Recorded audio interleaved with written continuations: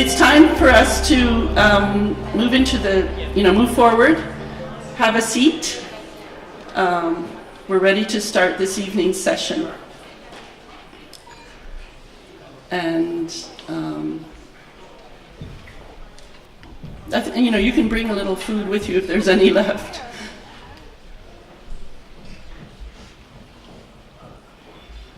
It's been a great day. I've heard already from many that have been enjoying sessions, and I also have had a really amazing day of sessions. So this is a nice ending to our first day.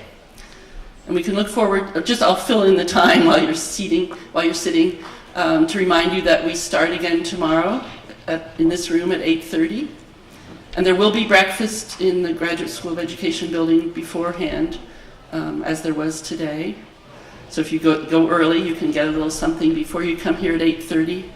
And then we'll have the day of sessions, and then we'll finish in the evening with a plenary, the Mary Berryman for our final plenary, and then a dinner after that. So I hope that you can stay. The dinner will be served right here in this room. Hot dinner, so.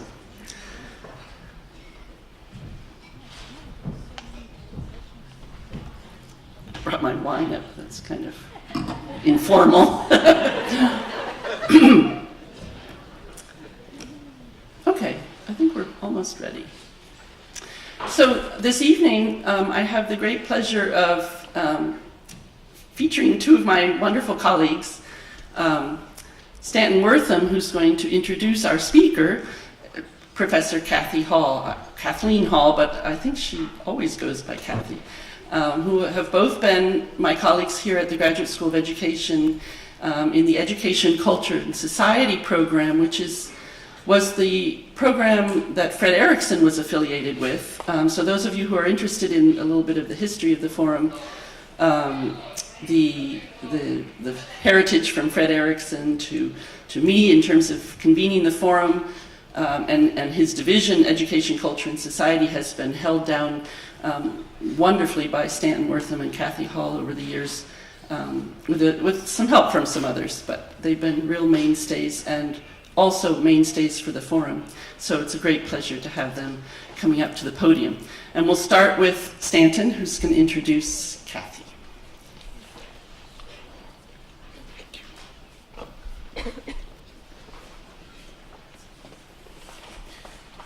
Thank you, Nancy. I'm really pleased to be able to come and introduce Kathy Hall to all of you. But before I do it, we just want to say one thing. Kathy and I wanted to mark an event here that Nancy, as you know, has been the convener of the forum for 16 years. And she's done an extraordinary job. She's poured her heart and soul into it. She's just put together remarkable events, and she's preserved the spirit of this forum wonderfully for us. And next year, we are planning to have a special forum. We're going to have a theme devoted to the work of Nancy and many of her students, and we're looking forward to thanking her more appropriately and more extensively at that time. But we just wanted to mark today, Nancy, to just say formally, thank you so much for all the work you've done. And there's more to come in terms of the thanks, but we just wanted to say, with a little token here, we're all really grateful for everything you've done for us and for this institution.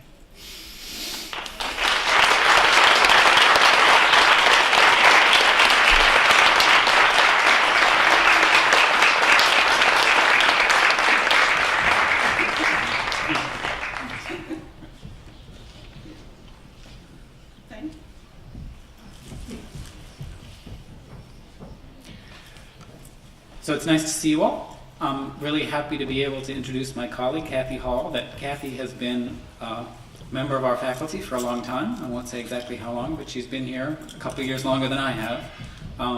Kathy has her doctorate from the University of Chicago, that she's had many prestigious fellowships, a Fulbright Fellow, Spencer Dissertation Fellow, a National Academy of Education postdoctoral fellow, a Salzburg Seminar Fellow.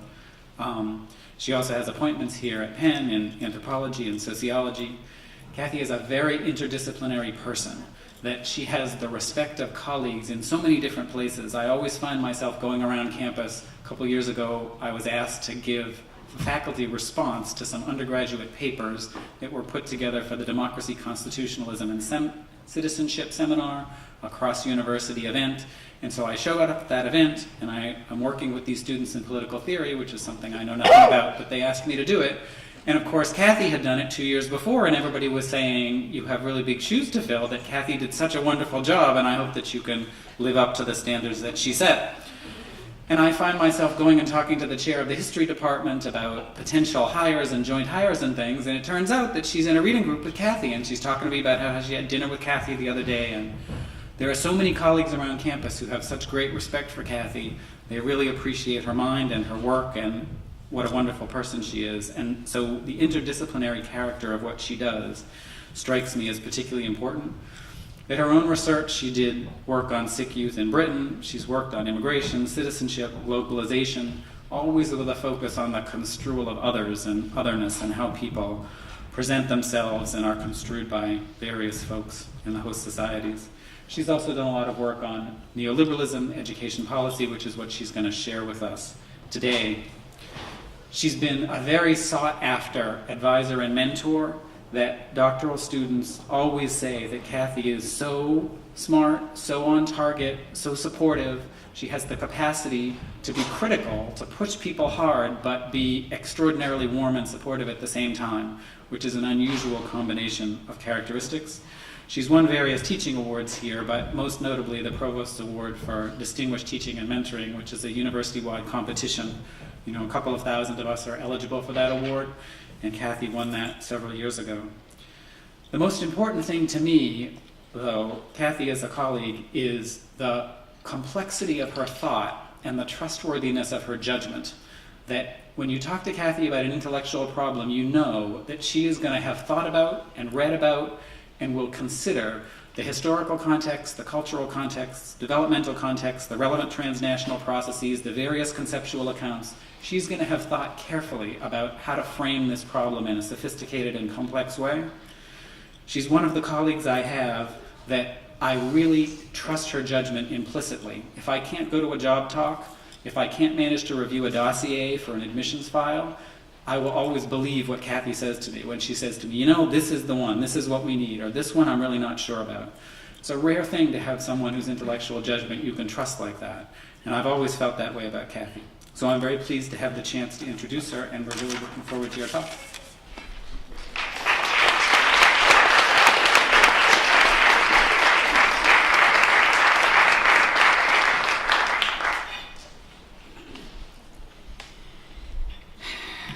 Now you got me all emotional. That was really beyond beautiful, Stanton. Thank you so much. And Nancy, I can't wait till next year. Thank you, everyone. I'm looking forward to sharing this with you. It's everything Stanton said. It's very complex, and it's my way of trying to think through how ethnographers can study the complexity in policy, in the policy domain.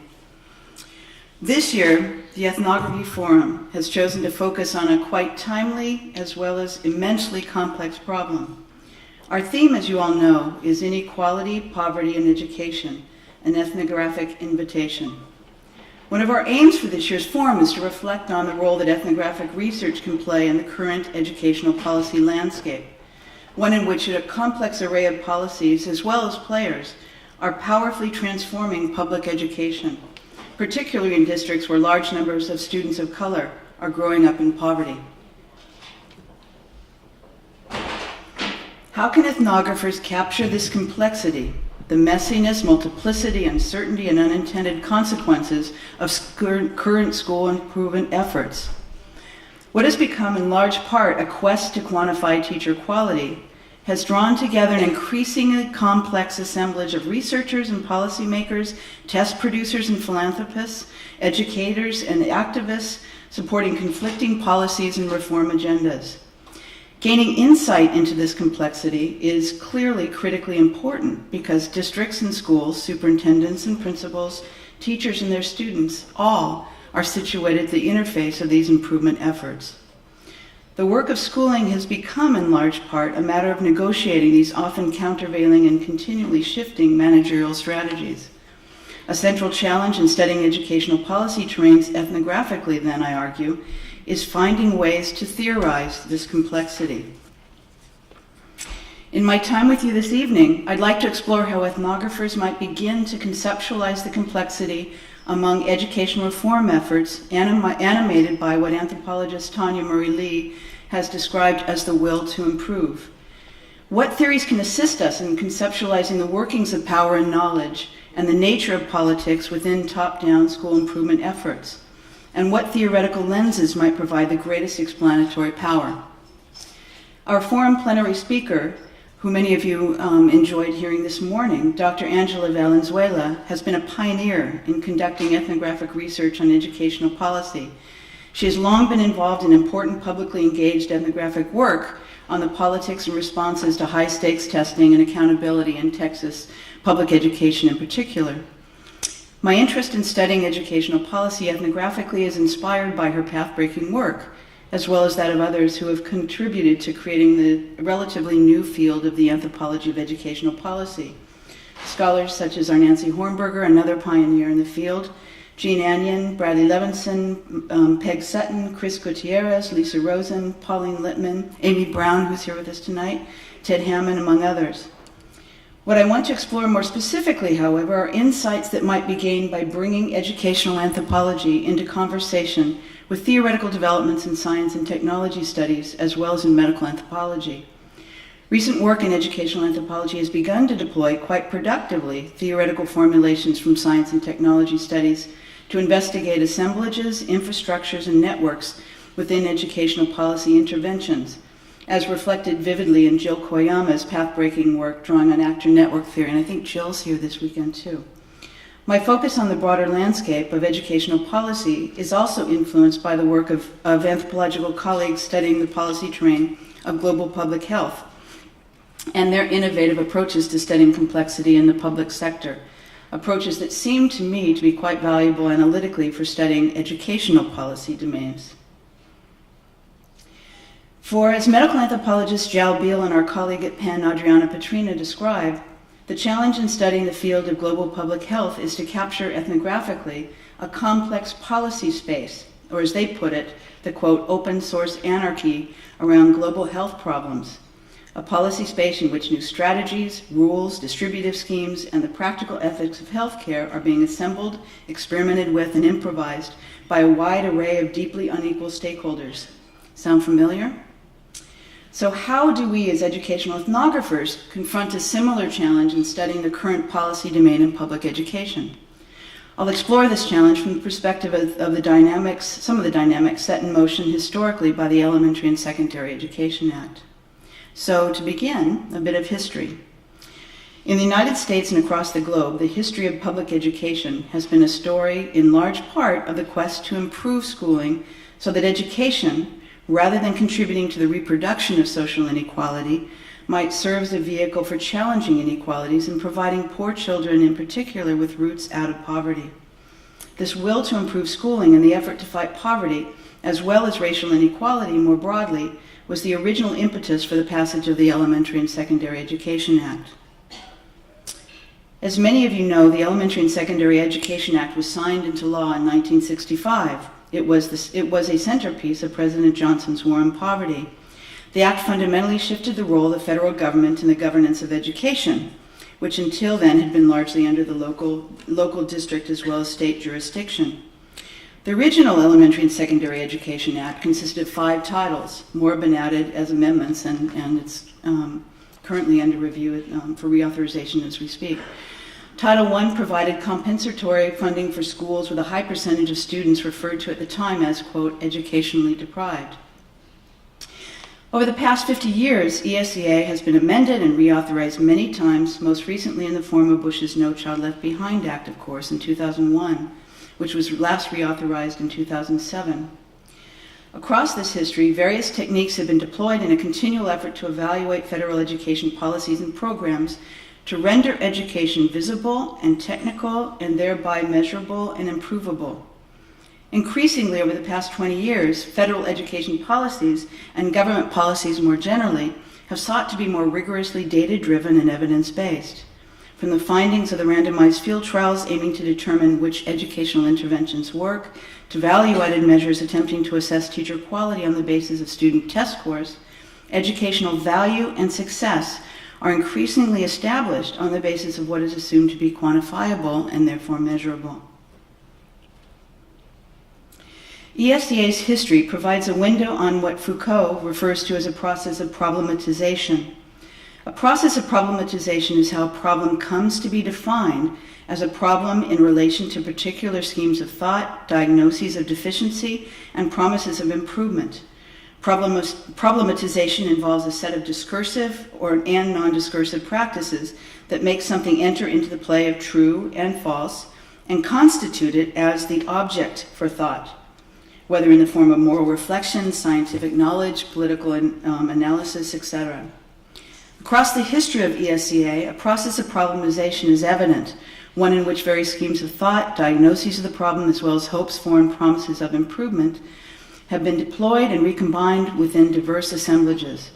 What I want to consider here is one key component of this process of problematization, namely how evaluation and assessment, or quantifying technologies of measurement, make education an object of thought and target for improvement. So let's return to 1965. On April 11, 1965, in Johnson City, Texas, President Lyndon B. Johnson, sitting outside his tiny one-room schoolhouse with his teacher, Miss Katie Dietrich, at his side, signed into law an historic piece of legislation that marked the first major incursion, as I noted, of the federal government into public K-12 education policy. The act was passed just a year after the Civil Rights Act of 1964, and as I noted, it was a centerpiece of President Johnson's Great Society social reform agenda.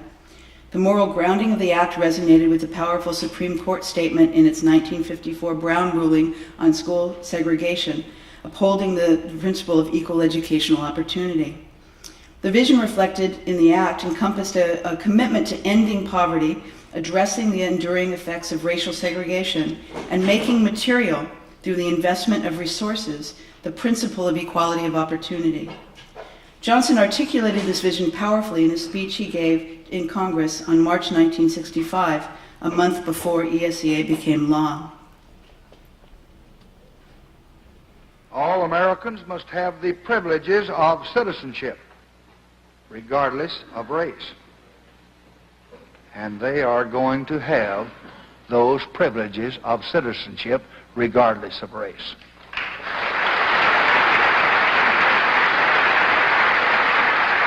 But I would like to caution you and remind you that to exercise these privileges takes much more than just legal right. It requires a trained mind and a healthy body. It requires a decent home and the chance to find a job and the opportunity to escape from the clutches of poverty. Of course, people cannot contribute to the nation if they are never taught to read or write. If their bodies are stunted from hunger, if their sickness goes untended, if their life is spent in hopeless poverty, just drawing a welfare check. So we want to open the gates to opportunity. But we're also going to give all our people, black and white, the help that they need to walk through those gates. My first job after college was as a teacher in Cotulla, Texas, in a small Mexican-American school. Few of them could speak English, and I couldn't speak much Spanish. My students were poor, and they often came to class without breakfast, hungry. And they knew, even in their youth, the pain of prejudice. They never seemed to know why people disliked them. But they knew it was so, because I saw it in their eyes. I often walked home late in the afternoon after the classes were finished, wishing there was more that I could do. But all I knew was to teach them the little that I knew, hoping that it might help them against the hardships that lay ahead. And somehow you never forget what poverty and hatred can do when you see its scars on the hopeful face of a young child. I never thought then, in 1928, that I would be standing here in 1965. It never even occurred to me in my fondest dreams that I might have the chance to help the sons and daughters of those students and to help people like them all over this country. But now I do have that chance. And I'll let you in on a secret. I mean to use it.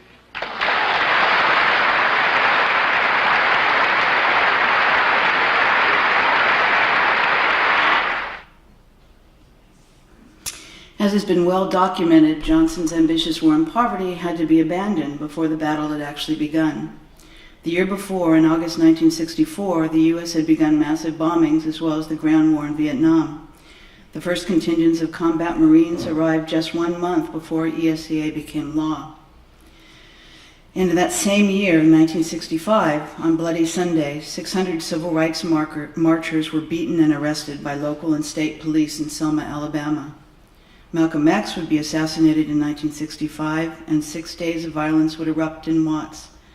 Yet LBJ's efforts to make poverty a national concern led to the passage of several anti-policy legislative measures that created programs such as Head Start, food stamps, work study, Medicare, along with ESEA. I'd like now to fast forward across 50 years to yet another impassioned speech on federal education policy, to educational historian Diane Ravitch's call for an end to what has now become, in her words, the status quo, a standardized test-based accountability policy enshrined in ESEA, No Child Left Behind, as well as President Obama's race to the top. Ravitch delivered the speech to a highly energized crowd of over 4,000 who gathered in Washington, D.C. for the Save Our Schools March in the summer of 2011. Actor Matt Damon attended along with several other high-profile educational activists. Damon's mother, a former Massachusetts public school teacher, was one of the organizers of the event. They gathered to call for an end, in particular, to high-stakes testing. And I don't think I'm going to show the clip just because of time, but I can give you the link if you want. Ravitch argues in her speech that education reformers are wrong and that a growing number of educators share the view that the current direction of reform, despite powerful backers that include President Obama, Bill Gates, and many influential academics and nonprofit leaders, is harming public schools rather than improving them. What we call accountability, she argues, is just totally unreliable numbers that are meaningless in terms of the lives of children and the careers of teachers. All they're doing, Ravitch concludes, is terrorizing teachers. High-stakes testing has had many disturbing results, from widespread cheating on tests to a narrowing of the curriculum in certain districts and states. The very schools Johnson sought to better resource more equitably as passports out of poverty have instead been transformed into what many characterize as test prep factories. Over the course of ESEA's 50-year history, efforts to improve education have come to focus increasingly narrowly on aspects of schooling that are assumed to be quantifiable and measurable, such as program outcomes, student performances on tests, and on the basis of test scores and other standardizing measures, teacher effectiveness. Harder to measure and quantify, issues such as racism and discrimination, the role of poverty and racial segregation, figure much less centrally in federal education reform discourse today. Concerns for the civil right to equal educational opportunity, which once centered on addressing racial segregation, poverty, and a more equitable distribution of resources, are more likely today to be invoked in claims in court cases to protect a student's right to an effective teacher, or more recently, the civil rights implications of school closing. Quantifying technologies of audit and measurement have contributed to shifting how the object of civil rights in education has been problematized. Title I of the 1965 elementary ESEA was also the first major piece of social legislation to require an evaluation of local projects undertaken with federal funds. Educational evaluation at the time was not a new phenomenon, of course, but its institutionalization in federal education policy can be traced to the 1965 passage of the Elementary and Secondary Act, and particularly to Title I, the compensatory program targeting more than $1 billion annually to meet the special education needs of disadvantaged children. Senator Robert Kennedy was the principal architect of the 1965 Title I evaluation requirement. He viewed the mandated evaluation as a means of political accountability. Kennedy was concerned that schools would not use Title I funds to develop special and successful programs for the disadvantaged, and hoped that project reports would provide parents with the information, and thus the power, they needed to ensure that Title I dollars were spent in the effective interest of poor children. Program evaluation, in other words, was a tool for ensuring that states and local districts were complying with the federal government's civil rights and poverty alleviation efforts. The introduction of the evaluation mandate, however, was not met with universal support at the time. As Milbury McLaughlin describes in her study of these evaluations, which she published in 1974, some educators argued that evaluation was inconsistent, quote, with the best practice in that it consumed already limited program resources and employed invidious and inappropriate measures of, quote, success, namely achievement scores. McLaughlin concludes, again writing in 1974, that the tensions between, and I quote, the tensions between proponents and opponents of evaluations generated a Title I evaluation history that is a mixture of reform, counter-reform, demand, and compromise. And the result, after 7 years, she writes in 1974, and more than $52 million spent at that time, has been evaluation that has failed to meet the expectations of reformers or even to serve the self-interest of federal program managers. It is interesting to note that one of the important criticisms educational evaluators raised early on concerned the limited value of using student achievement or test score data in efforts to make education more effective.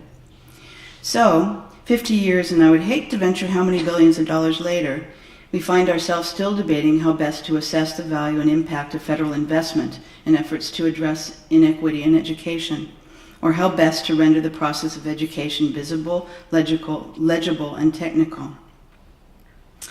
Efforts to address inequity in education within the assemblages that have emerged in connection with the ESEA over the past 20 years have increasingly drawn upon audit cultures to render educational visible and technical in the service of making it improvable. For as British sociologist Michael Power's work has suggested, government in the 80s and 90s underwent what he calls an audit explosion. Scientific techniques for measuring and auditing performance have particular salience and value within public sector governance systems that have come to emphasize performance accountability for achieving results or holding the public sector accountable to its citizen consumers. These forms of public sector management embed business management concepts, principles, and measurement techniques, such as an emphasis on quantitative indicators to assess quality in programs and performance, within the mechanisms of government decision-making and processes of service delivery. They aim to improve public sector performance in the name of effectiveness and cost efficiency through an emphasis on, quote, results-based accountability. So in the words of the 1990s British New Labour Party mantra, what matters is what works.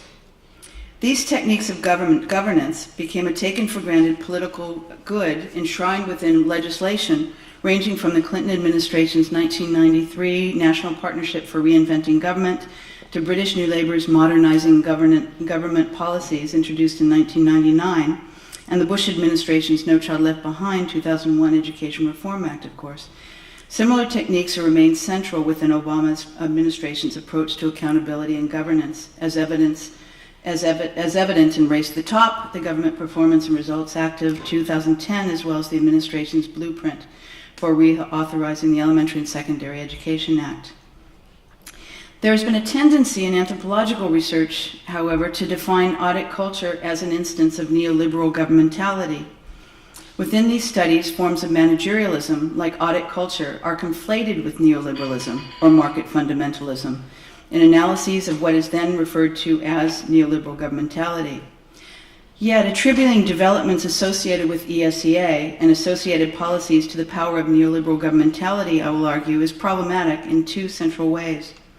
First, the tendency to conflate techniques of government, such as audit culture, with neoliberal or capitalist political economic ideologies more generally, is itself historically inaccurate and therefore analytically imprecise.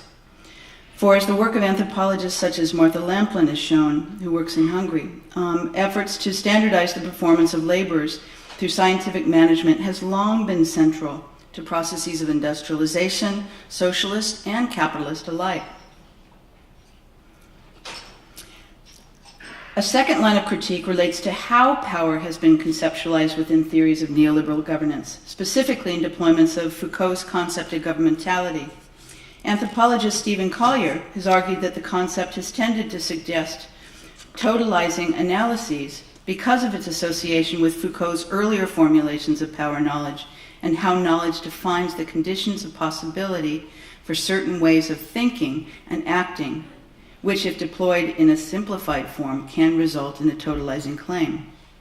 In his piece entitled Topologies of Power, Foucault's analysis of political government beyond governmentality, Collier argues for and engages in a rethinking of the concept of governance in relation to Foucault's later formulation of power.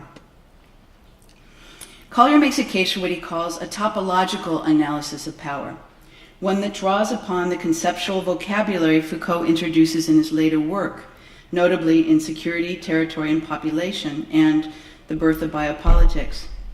In this later analysis of power, Foucault examines how techniques and technologies of power are redeployed and recombined in what are diverse assemblies of biopolitical government. Biopolitical government defined by Foucault as a technology of power regulating populations, in contrast to his theory of disciplinary power, which centers on the body and is individualizing.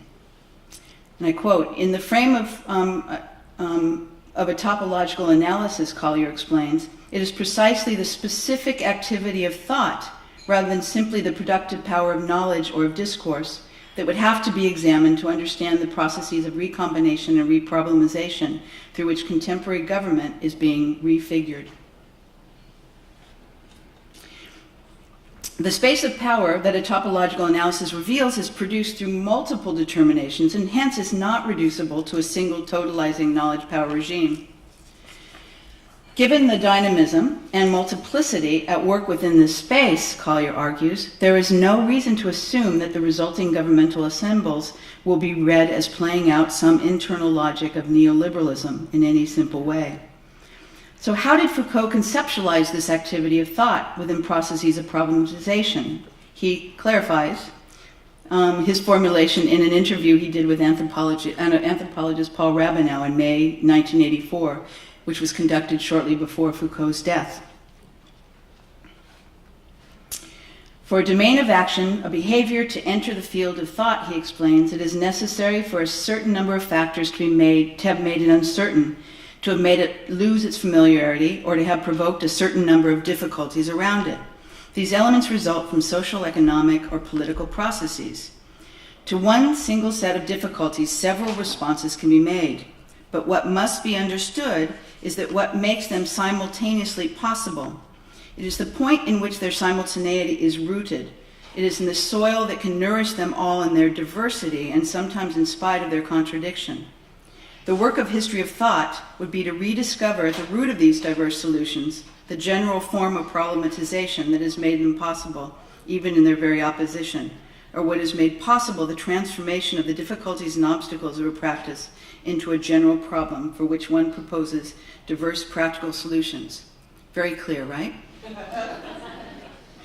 The problematization of educational inequity has clearly made diverse solutions possible, and an increasingly diverse group of actors has been engaged in producing these solutions and in debating the controversial ideas surrounding, in particular, proposed and enacted technoscientific solutions.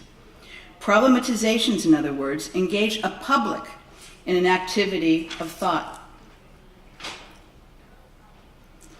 To characterize this type of democratic process performed during public controversies over technoscientific issues, research within science and technology studies In particular, the work of Michel Calon, Pierre Lescombe, and Yannick Barth consider the public spaces in which controversies over technoscientific issues take place, spaces they call hybrid forums. These are forums, they argue, because they are open spaces where groups can come together to discuss technical options involving the collective. They are hybrid because the groups involved and the spokespersons claiming to represent them are heterogeneous, including experts, politicians, technicians, or testing and measurement experts in this case, and lay persons who consider themselves involved.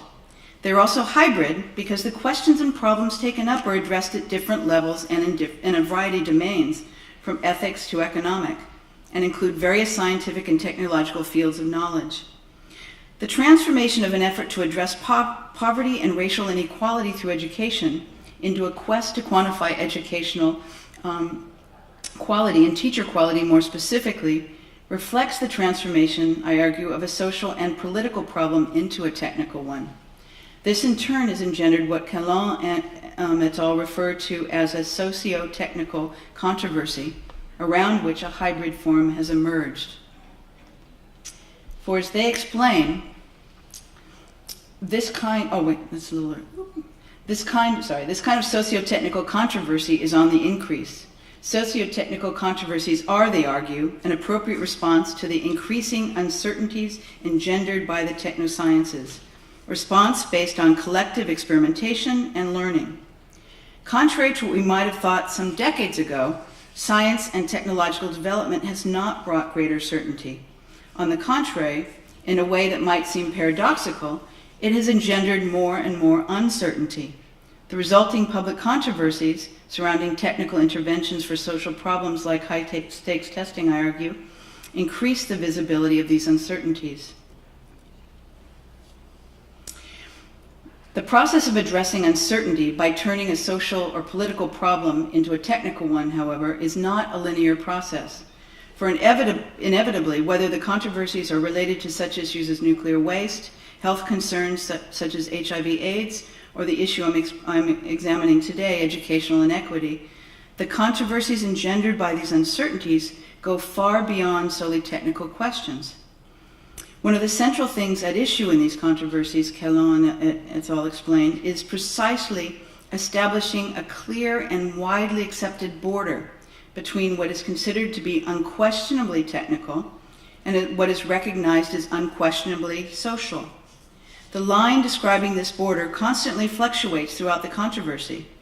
To declare that an issue is technical is effectively to remove it from the influence of public debate. On the other hand, to recognize its social dimension restores its chance of being discussed in political arenas. What makes the controversy over the technical solution of high-stakes testing such a rich case for studying this process, as well as what makes it so highly complex, is that each is happening simultaneously at present within what I call the hybrid education improvement forum. This concept of a hybrid forum as a topological space in which problematizations of socio-technical issues occur does not simply provide a vocabulary for describing these dynamic spaces. Calon, Lacoon, and Barth's framework also explains how these controversies change over time. They identify the motors of this dynamic, which shape the trajectories through which socio-technical controversies unfold in space and time. The motor, they argue, is found in the dialectic established between scientific and technical research on the one side and social reconfiguration on the other, the movement back and forth that I described a moment ago. And the trajectories in space and time along which controversies unfold are largely unpredictable. They depend on the nature and degree of the uncertainties, as well as on whether and how controversies are explained, expanded, lessened, or disappear. Which actors become involved in the controversy? What social groups take it on, how, and to what ends? What alliances are forged and what assemblages emerge? What technical options are revealed or ruled out by the research undertaken? What new lines of research will be explored? These aspects of the controversy and the social organization of the hybrid forum surrounding it are continuously formulated and reformulated as the socio-technical controversy develops. They are both the consequence and the motor of its dynamic. I want to return now to consider the quest to quantify teacher quality as an example of a socio-technical controversy within a hybrid education improvement forum. I argue that what is often referred to as a single-state accountability regime is better explained by deploying a topological analysis of power, a lens that brings into relief the correlated pattern of multiple technologies of power within a hybrid forum. This recognition, I argue, has significance not only for how we understand how power works through technoscientific interventions within dynamic and heterogeneous processes, but also for how we explain in turn how alternative technical, social, and political horizons emerge within the dialectics of controversy. In the time remaining, I want to begin to illustrate this through a brief consideration of two technoscientific efforts to make legible and technical, and thereby measurable, teacher qualities and their contribution to student learning. The first through high-stakes testing and value-added measures, and the second, the Gates Foundation Measuring Effective Teaching Project in its effort to test teacher evaluation systems. Aspects of the broader hybrid forum within which these efforts are located will become visible over the course of my analysis. For in each of these efforts, a social and political problem has been redefined as a matter of technique. And this move in turn has generated a divisive politics of knowledge, as it were, engaging networks of experts and policymakers, philanthropists, and school professionals, supporting conflicting technical solutions to this problematization. The increasing uncertainty that has emerged has also provided openings for activists and union leaders, teachers and parents, among others, to reintroduce the social and the political in debates about the problem. Standardized testing, of course, has long been used for assessing aptitudes and achievement and has served as diagnostic tools for, among other things, informing teachers' and principals' decisions about curriculum and instruction. The practice of testing students in order to judge a teacher's worth is also not new. The novel use of tests inscribed in law with No Child Left Behind relates to the use of testing as a policy mechanism for achieving improvement through performance accountability. Under No Child Left Behind, as well as President Obama's Race to the Top initiative, high-stakes testing policies have come to frame the educational problem as a quantifiable, quote, achievement gap in student academic performance, particularly among minoritized low-income students. This gap, it is assumed, is made visible through measuring student learning on standardized tests. Originally, under No Child Left Behind, schools were the focus of test-based accountability measures. But over time, the focus has shifted from schools to individual workers, primarily teachers. What are referred to as value-added measures are measures that have come to be used in efforts to estimate the contribution that a teacher's teaching makes to their students' test scores by measuring student progress or growth. A particularly disturbing turn in the accountability movement emerged in August 2010 when the LA Times obtained teacher achievement data from the Los Angeles Unified School District and commissioned a researcher to estimate the value-added scores for thousands of district teachers. The newspaper then published individual teacher value-added scores, identifying each teacher by name. In February 2012, in response to a Freedom of Information law request, rankings for some 18,000 New York City school teachers were released to the general public and published online by newspapers. And the Cleveland Plain Dealer newspaper also published individual teacher value-added rankings in 2013. These actions, undertaken in the name of transparency and to provide parents with evidence of teacher effectiveness, or lack thereof, were problematic on many levels. Critics, including a number of statisticians, raised concerns about the validity of value-added measures. Others emphasized how the practice violated a teacher's right to professional privacy. These issues have been argued in court cases and resulted in New York Governor Cuomo submitting a bill which passed in the New York State Legislature in June 2012, limiting the disclosure of individual teacher evaluation scores only upon request to parents of children currently in their classes or schools.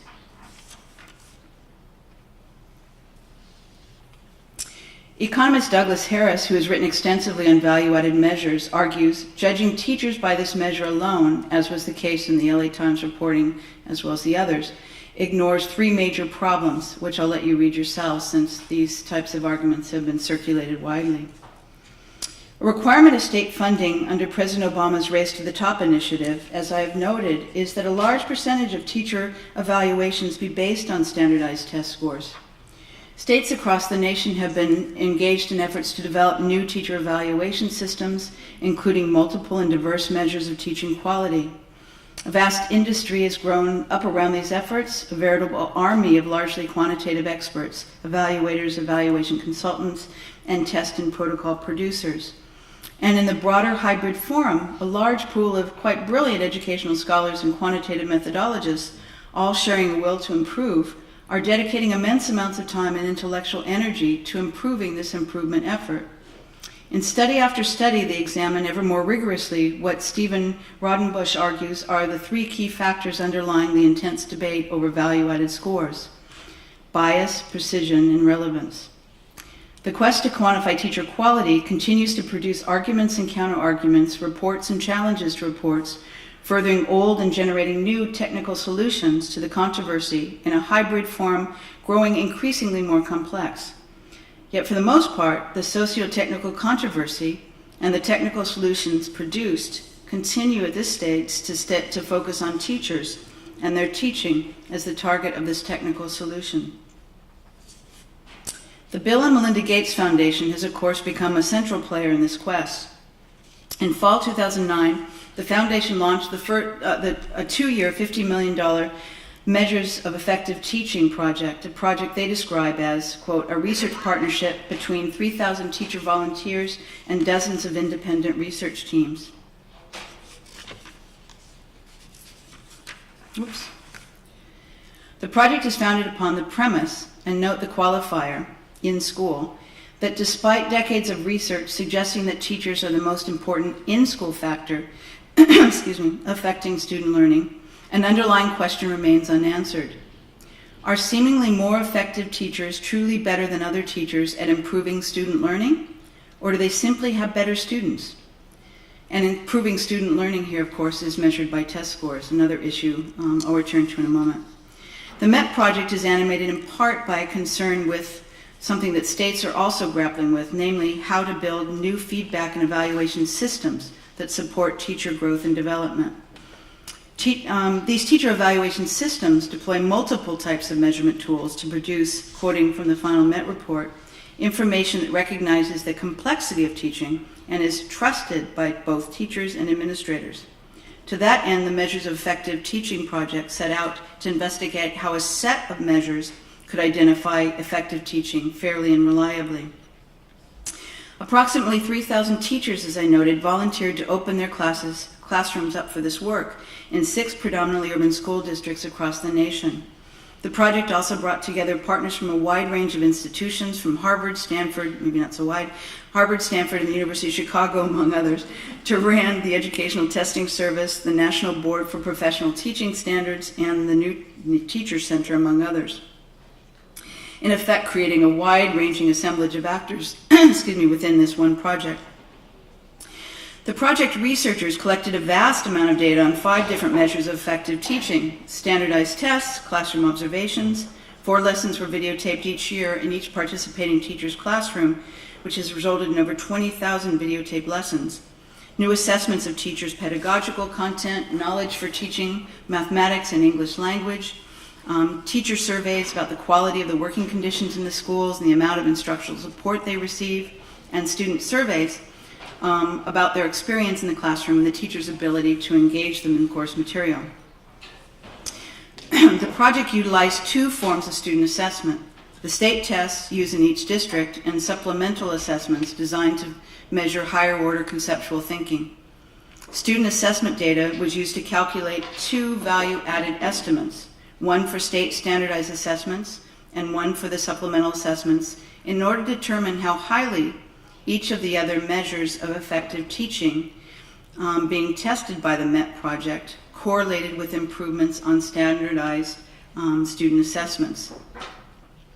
The goal was to determine how other measures of teaching quality correlate with student scores on standardized and supplementary tests, and how these measures should then be weighted.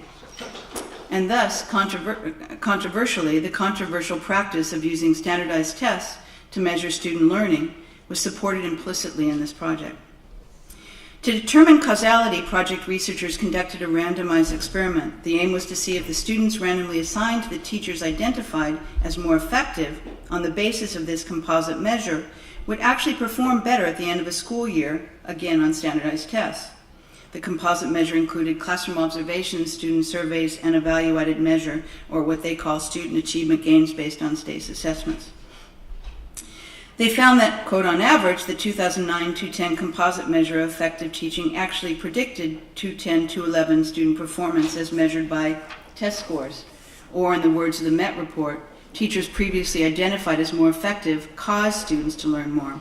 Groups of teachers who had been identified as less effective caused students to learn less. Several aspects of the Met Public's problematization are of interest here. The first is the discursive shift away from the more punitive managerial language of teacher accountability to a shared goal, a stated goal of building and testing measures of effective teaching to find out how evaluation methods could best be used to tell teachers more about the skills that would make them more effective and to help districts identify and develop great teaching.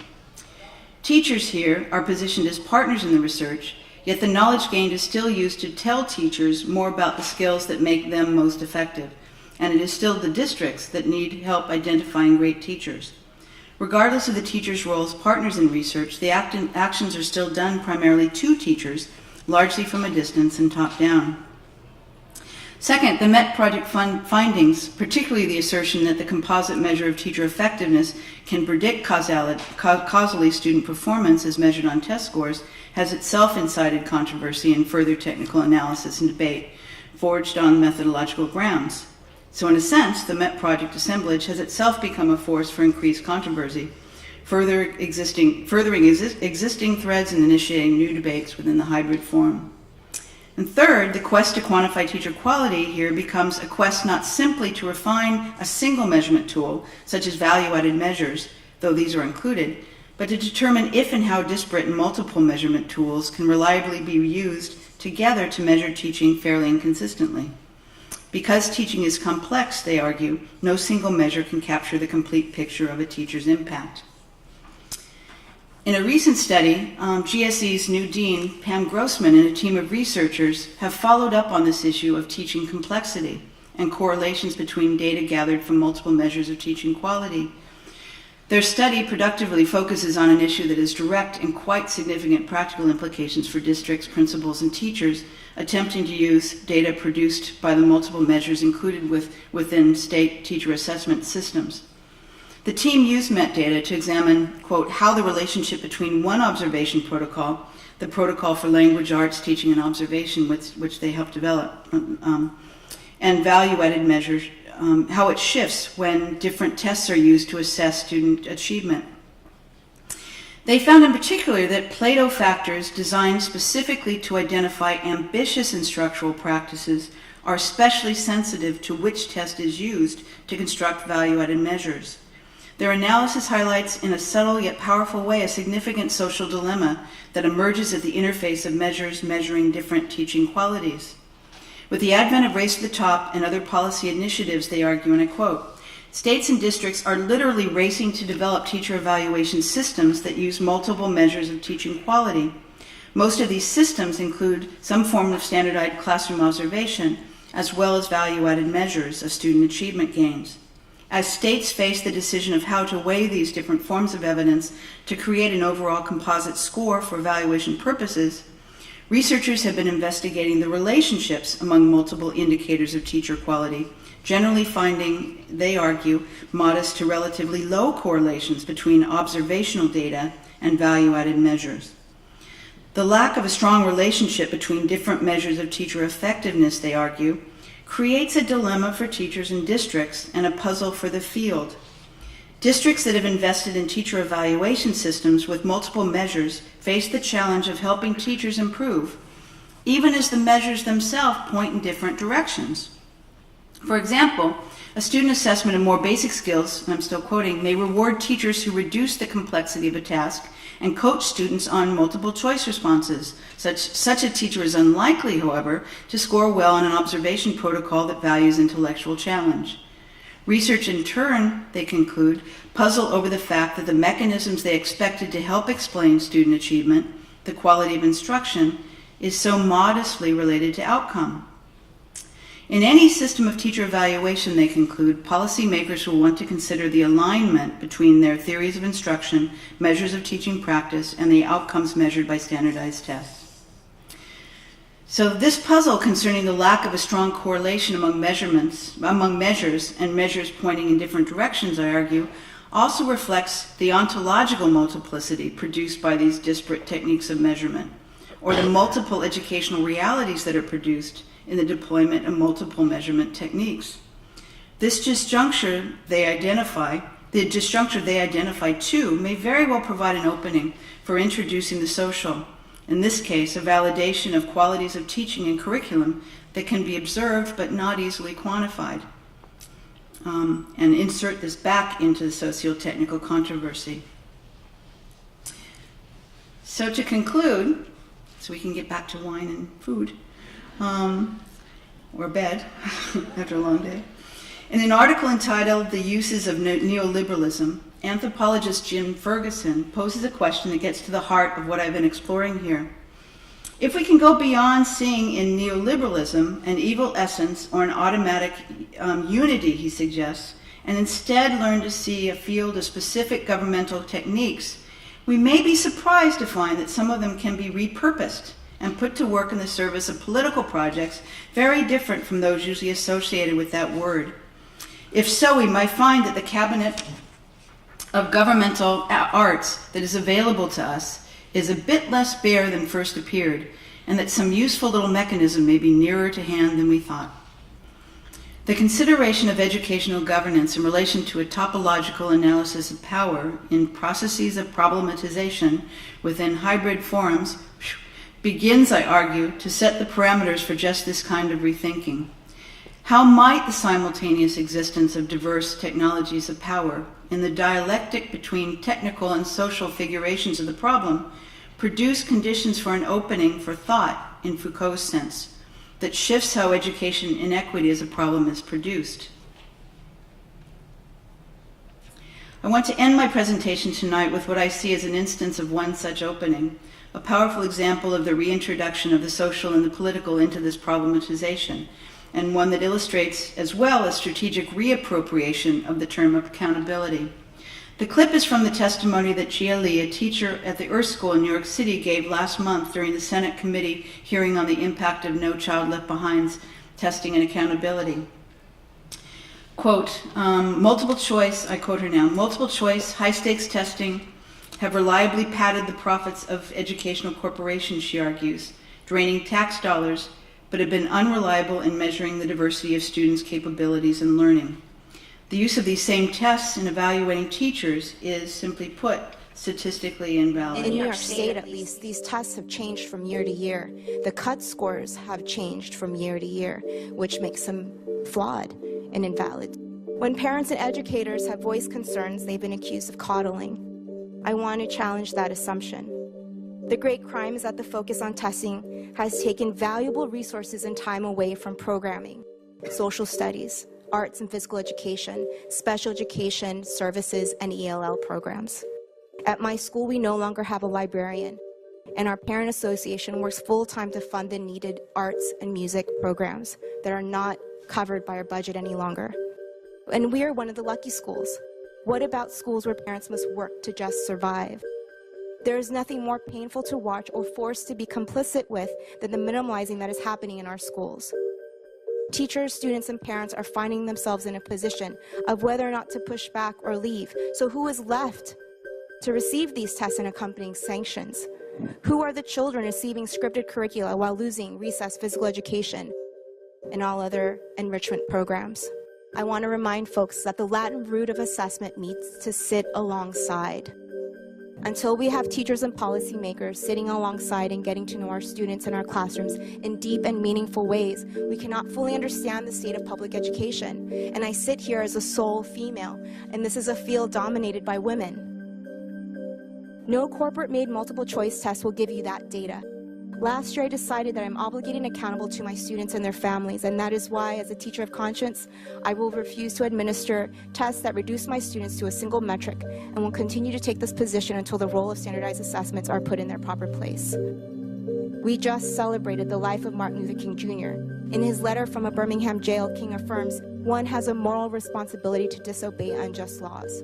He quotes St. Augustine, who said, "An unjust law is no law at all." So long as education policy continues to be shaped by the interests of corporate profiteering and not the interests of our public school children, we will resist these unjust testing laws.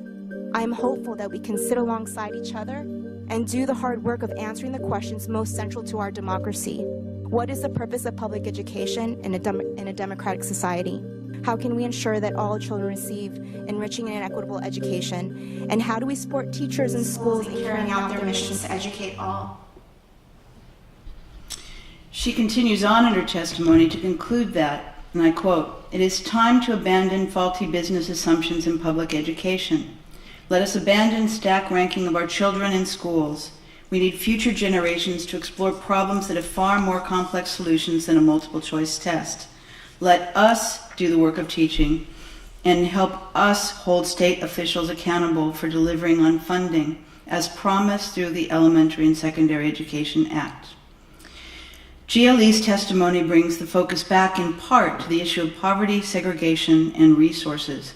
It repositions who should be accountable, namely state officials, for, quote, delivering on funding, as well as to whom she, as a teacher, sees herself as fundamentally accountable to, namely parents and her students. GLE, together with other teachers who describe themselves as conscientious objectors or teachers of conscience, are resisting, along with a number of parents, what they see as doing violence to their students by being complicit in high-stakes testing. And in so doing, they are enacting a quite different social strategy for achieving teacher accountability. Yet in ending, it is important to reemphasize that across each of these problematizations, the object problematized continues to be factors situated inside the school. This in turn reflects a critically important consideration in relation to scientific managerialism in education, one that educational policy scholar Joel Mehta has articulated in the following way. Despite the fact that both experience and research has told us that teaching is not like factory work, that it requires skill and discretion as opposed to following rules and procedures, we continue to be attracted to the idea that if we only get the right outcome targets in place, we will be able to order the whole system better. Scientific management also seems to promise that the answer can be found without confronting difficult questions of distributive justice. We persist in the illusion that science combined with policy can fix our problems without requiring difficult choices or trade-offs. Questions of distributive justice have always been at the heart of, if not always visible within, the problematization of educational inequity. But these questions seem to have been elided when the social problem became a technical one. Over the past 30 years, as the controversies over quantifying educational quality have increased, patterns of economic growth have also led to widening wealth inequality. And according to a Pew Research Center report from December 2014, wealth inequality has widened in particular along racial and ethnic lines since the end of the Great Recession. Since the Coleman report, if not before, we have recognized that out-of-school factors play a significant role in what policy researcher Sean Reardon's research has shown to be the widening income-based achievement gap between rich and poor students, which obviously is racialized. Might our will to improve education by focusing only on in-school factors, and more particularly on what Mehta calls rationalizing education, be contributing, however unintentionally, to processes of social reproduction? And if so, how might ethnographic research into the dynamics of problematizations within the hybrid form of education reform contribute insights into how this might be happening? Where might openings for challenging this exist? Openings perhaps for considering educational inequity and deepening relations of inequality as moral problems as well as political ones, problems in which issues of distributive justice remain central as well as critical. Thank you.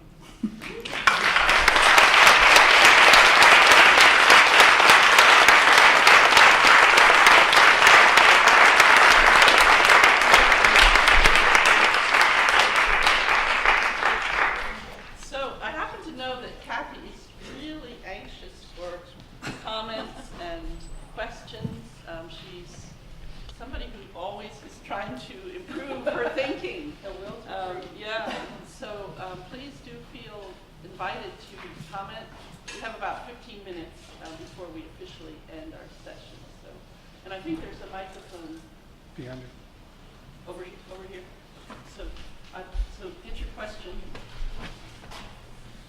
Oh, you have.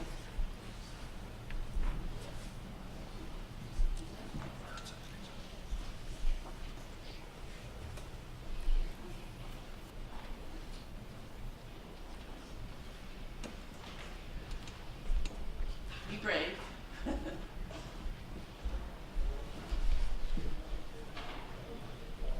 Thanks. Thanks so much for your lecture. It was incredible.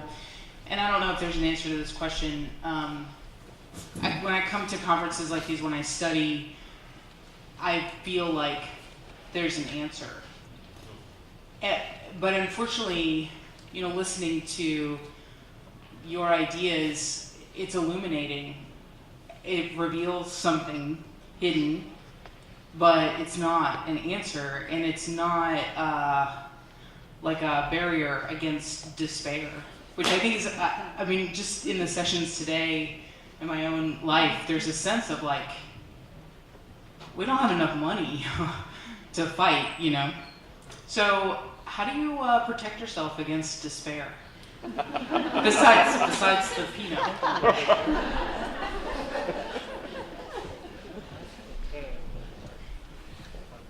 That assumes that I do. I think that's a wonderful question, and I think it's in all of our hearts. That's why we're here. I think why I, went on this path to figure these things out is I was telling Nancy, I've started on different projects, and I've always felt they were partial, in terms of really understanding the complexity of the problem. And not that I don't think interventions that many of you, particularly those of you who are teachers, do every day in the work that you do, showing up on Monday and being there in children's life. I'm here, first person in my family, go to college. I wouldn't be here if it wasn't for the teachers in my life, as well as the other mentors I've had. I think it depends on how we break up the problem. I am trying to understand, I was trying to understand, along with some of my colleagues in sociology who are studying quantification, how quantification works. But I actually found hope in this paper because of, I think the way Foucault gets used as disciplinary and, deterministic, or a lot of Marxist analyses too that I grew up with, are much more pessimistic. I think this does have a sense that things are changing in their openings, and that's why I ended where I did.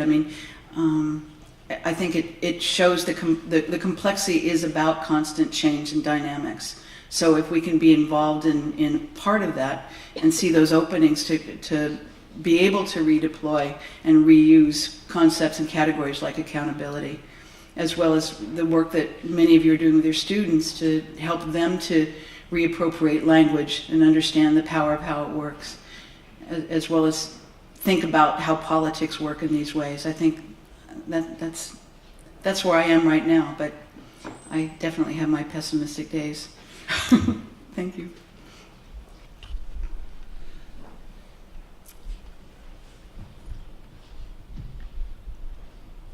Don't be shy. Hi, I'm Angela. Oh, Angela. Yeah, Kathy.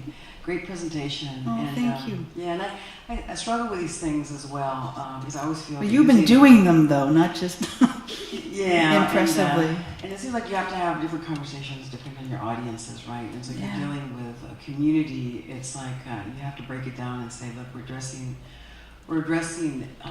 these, the ways that education is constructed in policy and in the way that people talk about education and policy, but it's really not what we want ultimately for our community. And you got to kind of like to arrive at some shared understandings, because we don't want necessarily just to eliminate the achievement gap. That's so limiting and narrowing. We want to thrive, right? We want our children to thrive, and if we think of the dependent variable as thriving, it opens up a whole other range of thinking about how to reconstruct education, right? And how to think about it in ways that really, touch your heart and soul. that to me, suggests real limits to these terms. And so I always wonder about reappropriation. Not that I don't want to be accountable or that we don't want to be accountable, but these terms are so hijacked and so compromised, right? That it's hard to think beyond frankly, the real narrow, reductive ways of knowing and acting. So I guess my question is about discourse and how do you reconcile, I guess your idea of rescuing the social within the technical from the sheer power of the scientific and the technical. I think that's right.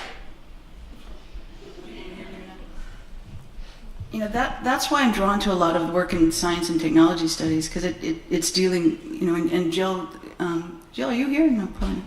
Jill Koyama's work too. It points to that which is not captured within the technical. What the technical, in the end, the overflow, what it can't explain.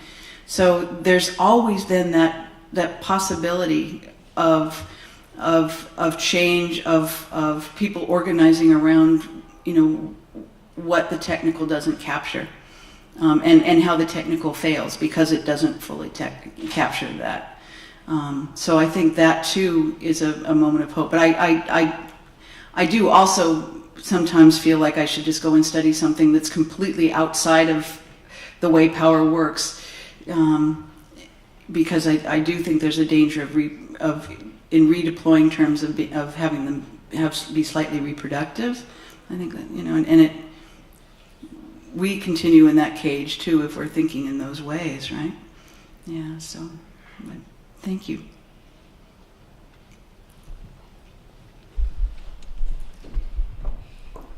Thank you, Cassie. My name is Wang He. I'm a visiting scholar in this school. Yes, actually, very interesting observations that I found a trend that in China, both the schools and parents are trying very hard to struggle to reduce the burden. That means we try to emancipate the kids from the high-stake test. But it seems that in the States, you are introducing more and more demanding tests. It's ironic, isn't it? Yeah, school tests, district tests, and state tests, because my son's studying here in Balakimui. So I'm wondering how to keep the balance about what should be the appropriate boundary for this test. On the other hand, I found that, for example, in China, although on one hand we say the students should be set free from the tons of tests, but on the other hand, some teachers from those so-called key middle schools or high schools are forced to take the test with the students. There's a compulsory, if you are under 40 years old, you have to see the test with your students. It has become a kind of assessment yardstick to make access of the students' performance, teachers' performance. So that's one observation. Another one is I found that not all the students are highly motivated, because at the end of last year I was invited to Alabama to observe some district schools there. I found they have very good hardware. That's Spanish, Afro-American schools. So all the students can have their notebooks and they can take the notebooks home. But since that the students are not highly motivated, so how to solve the problem? Yeah. Thank you. Thank you. Was that a question? I'm curious about what is your view on the situation of testing in China? I guess in the past few years we have a very heated discussion about tests. We have a reform even for the matriculation test. But actually, the more and more students from the lower social status, they cannot say it's a good way, because even though now with the higher education spending in China, over 40, the largest number, they say 60% of students have access to higher education.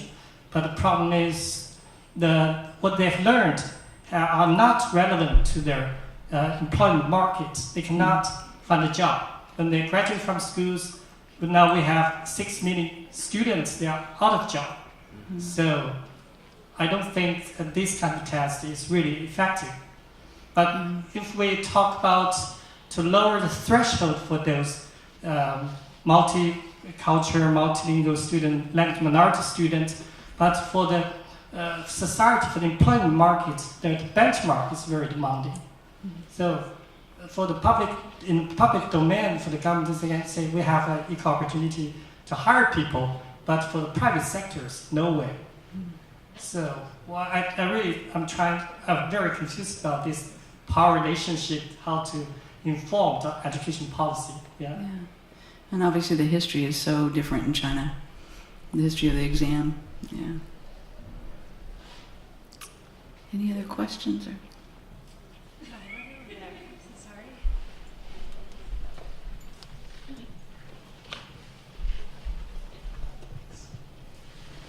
Thank you very much. So I was lucky enough also yesterday. I've had a couple of days of really awesome conferences to attend a talk by Jean Lave over at Teachers College. Yeah. And she, one of the things she said that I really liked was that if you want to challenge dualisms, you can't start with the number 3. And so my question is kind of related to that. It's like a tactical question, because I love what you're talking about. But sometimes I worry that a lot of the work that we do as educational researchers is kind of like saying, it's kind of like it's starting with a number 3 but leaving the dualism intact in the triangle. Yeah. The success-failure dualism, did we learn math or did we not learn math well enough dualism. And I think if we want to challenge that, my question is, I know we're all going to come at it bringing our different ways, our different angles, but if you have like tactical advice for as education researchers, we are in like a different position than the teachers doing this amazing work that you showed.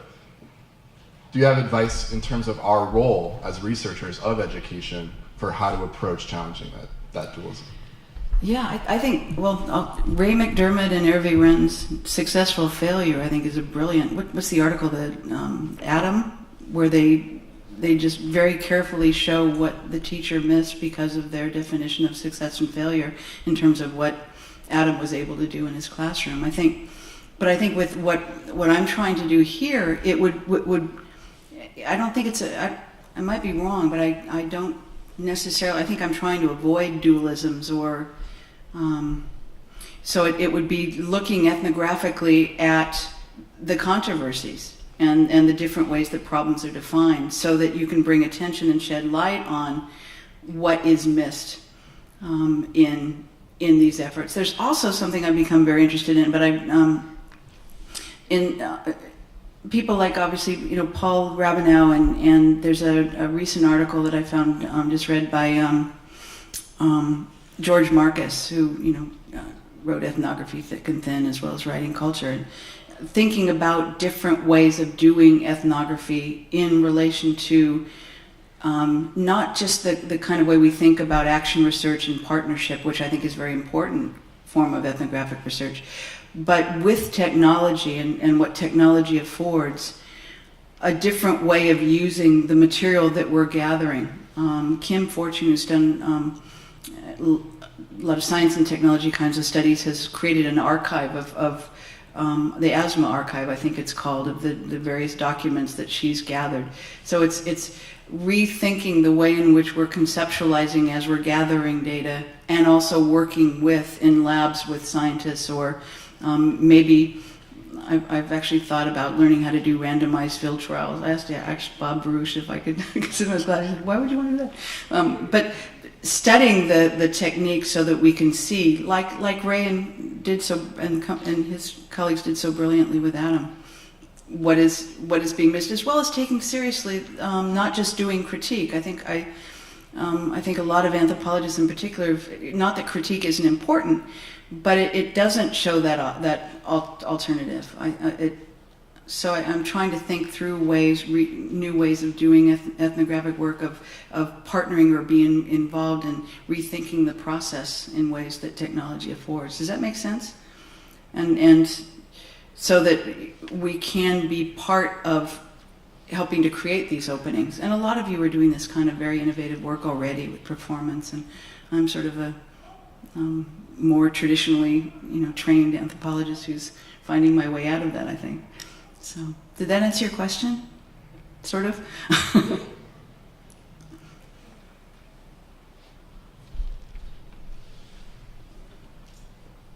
you feel? I think maybe Yeah. let you rest. Well, thank you so much.